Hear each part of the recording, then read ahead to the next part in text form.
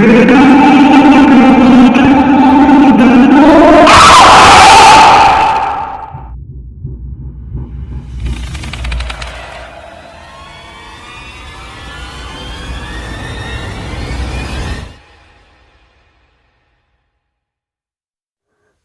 ini terjadi pada tahun 2007. Saya Siska. Saya tinggal di kota Bandung. Dan saya bekerja di salah satu tempat hiburan malam di Bandung. Karena pada saat itu susahnya mencari pekerjaan, ya, saya terpaksa mengambil pekerjaan tersebut. Terlebih, status saya yang single parent yang harus menafkahi keluarga sendirian. Di tempat kerja ini, saya memiliki 2 orang sahabat bernama Sri dan Dewi. Awal cerita, mereka berkunjung ke rumah ibu saya. Mereka memang sering berkunjung selepas pulang kerja atau ketika hari libur. Ya, memang kita sudah seperti saudara. Sifat kita berbeda. Dewi orangnya baik. Dia penolong, dia cantik, dan dia dijuluki sebagai primadona di tempat kerja. Sedangkan Sri, dia berbanding terbalik dengan Dewi. Sri memiliki sifat yang egois, tidak mau mengalah. Tapi ya sudahlah, aku tidak mempedulikan itu, karena memang manusia tidak ada yang sempurna. Singkat cerita, ketika kami di tempat kerja, kami duduk bertiga di sofa. Ya, sambil menunggu pelanggan. Tidak lama pelanggan pun datang.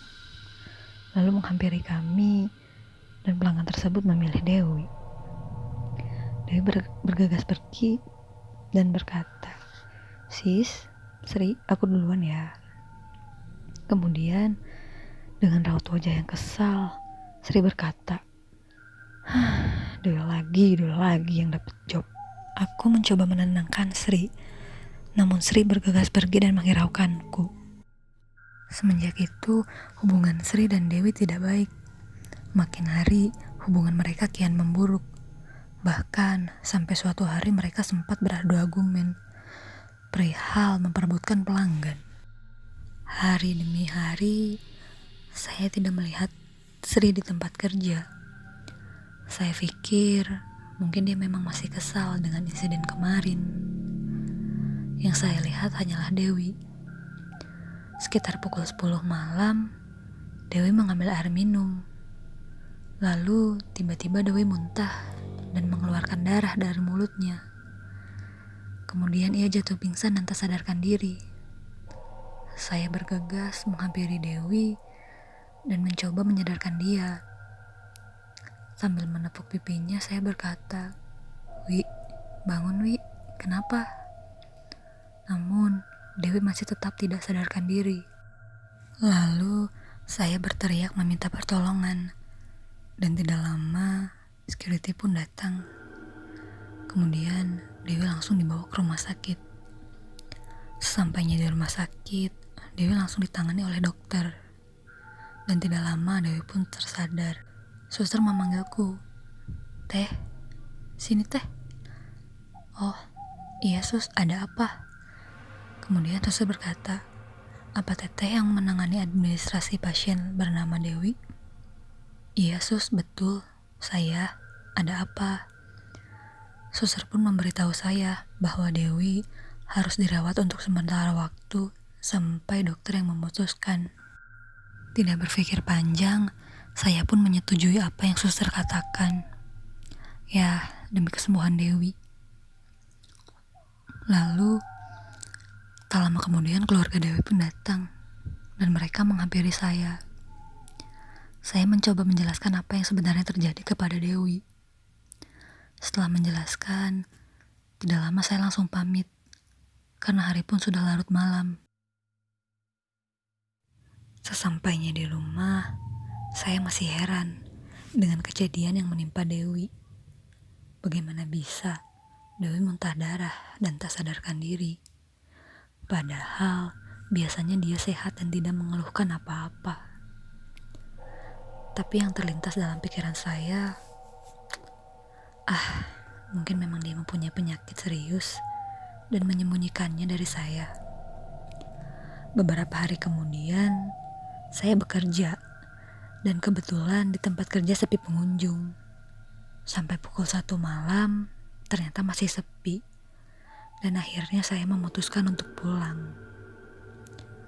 Ketika hampir sampai di pintu keluar, saya melihat seseorang di area pintu itu. Samar-samar terlihat sosok wanita. Tanpa ada perasaan aneh, dan saya meneruskan berjalan. Begitu saya membuka pintu tersebut, saya terkejut bahwa seseorang yang ada di area pintu itu adalah Dewi.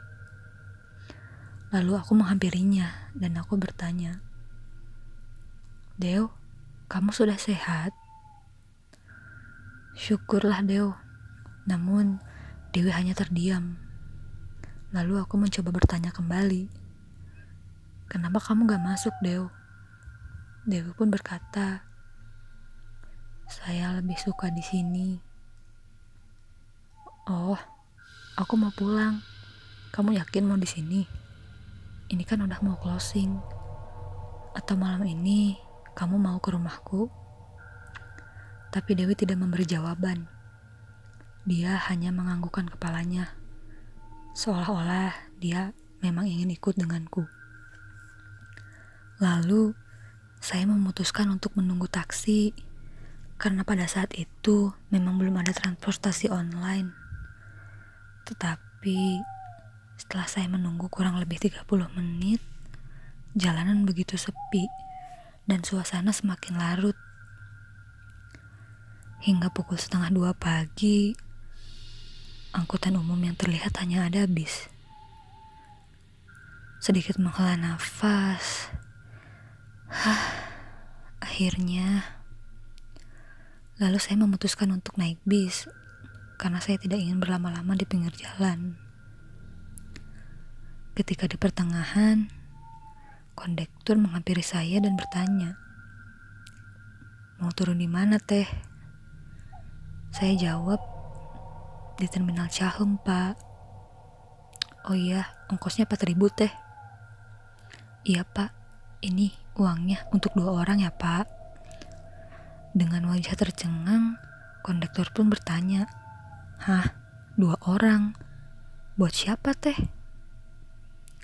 Karena pada saat itu badan sudah merasa lelah dan terasa kantuk, saya mengenangpi kondektur tersebut dengan berkata, "Sudahlah Pak, ambil saja.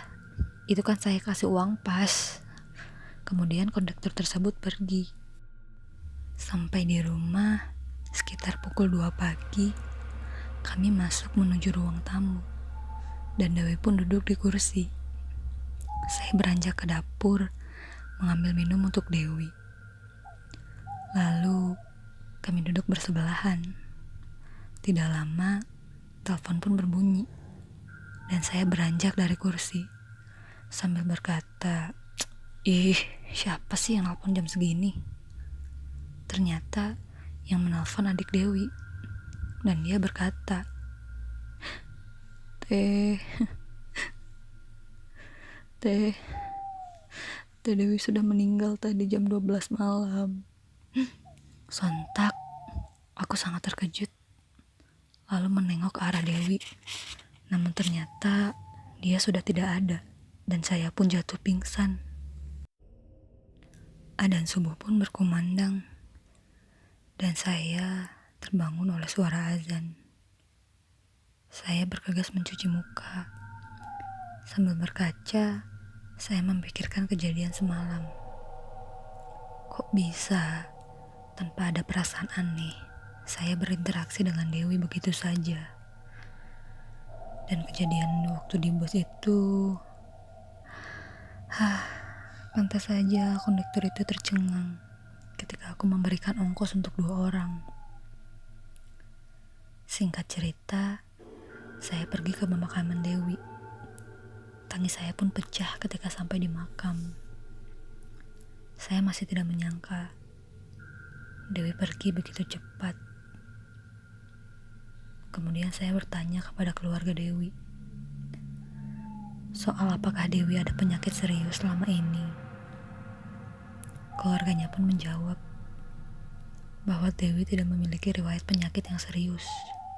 Bahkan, keluarganya pun merasa aneh karena sebelum meninggal, Dewi mengeluarkan nanah dan darah di sekujur tubuhnya. Singkat cerita, 39 hari pun berlalu. Hari itu hari Kamis, akhir tahun 2007. Pada saat itu, saya tidak bekerja karena saya tidak enak badan. Ditambah banyak pekerjaan rumah yang belum selesai.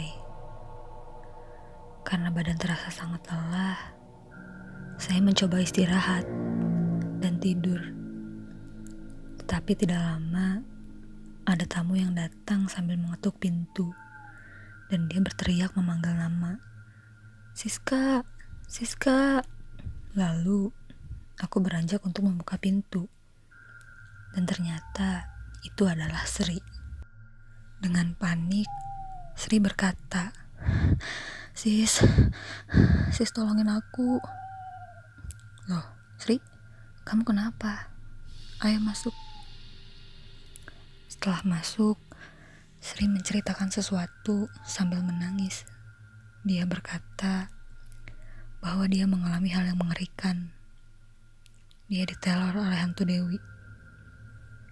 Dan pada akhirnya, dia mengatakan sesuatu yang membuatku tercengang.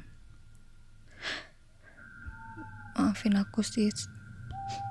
Aku yang mengguna-guna Dewi." Sontak, saya menampar Sri. Sambil menangis, saya mengingat kejadian di mana mereka beradu argumen. Kemudian, Sri menghilang, tidak ada kabar.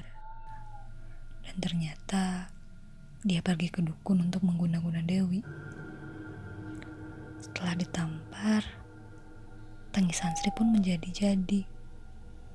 Dan dia bersujud, meminta maaf. Melihat Sri menangis, saya tidak tega. Saya mencoba menenangkan Sri dan memeluk dia. Tak terasa, waktu sudah menunjukkan pukul 12 malam. Saya pergi meninggalkan Sri untuk buang air kecil. Tiba-tiba, terdengar suara teriakan yang sangat kencang, seperti seseorang yang sedang ketakutan. Dan saya bergegas menghampiri sumber suara tersebut. Ternyata itu suara Sri. Tiba-tiba aku melihat ke arah jendela. Jendelanya terbuka dan ada sosok wanita berambut panjang menyeramkan yang lagi duduk di atas jendela sambil mengayunkan kakinya. Terdengar suara bersenandung dan ia mengatakan, "Nyawa dibayar nyawa."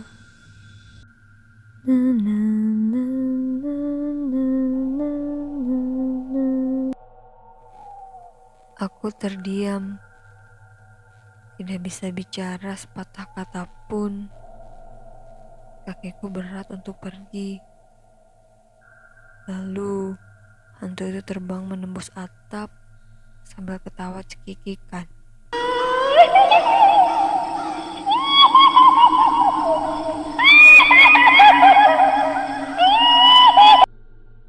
Tak lama, suara pintu terbuka. Dalam pikiranku, belum berakhirkah? Tiba-tiba, suara orang berjalan mendekatiku. Tidak lama dia menyentuh pundakku. Aku pun semakin lemas, dan ternyata yang menyentuh pundakku adalah ibuku. Syukurlah, aku pun menceritakan kejadian ini kepada ibu. Kata ibu, doakanlah dia supaya tenang di sana. Cerita pun selesai. Aku pun tidak pernah dihantui Dewi. Nasib Sri, dia depresi, kayak orang yang gangguan jiwa. Dan tidak lama, dia meninggal dengan tidak wajar.